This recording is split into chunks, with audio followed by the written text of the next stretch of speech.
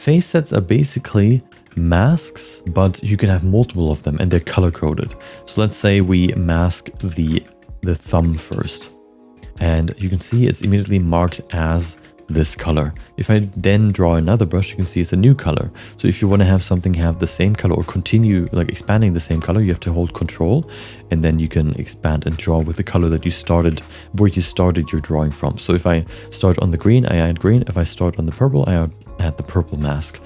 We have other tools, not only of course the brush, which, for example, one of them is the box face set. So here, instead of just using the box mask, we can also box face set.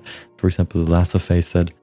Select all these faces, and this also goes through the geometry, so it looks at the one behind too, as you can see. Do the same for this finger, and then the same here. There's two very useful brushes that benefit from this.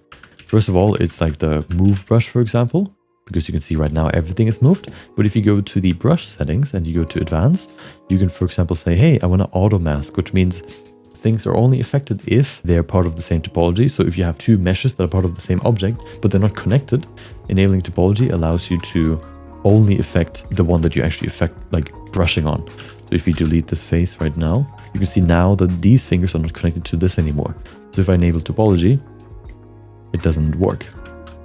So once you have face sets created, then you can just like be very sure that only the thing that is actually under the brush, especially like where the little dot is, I don't know why I'm pointing at the screen, where the little dot is where you're actually affecting it. Or like that's where it samples the mask from.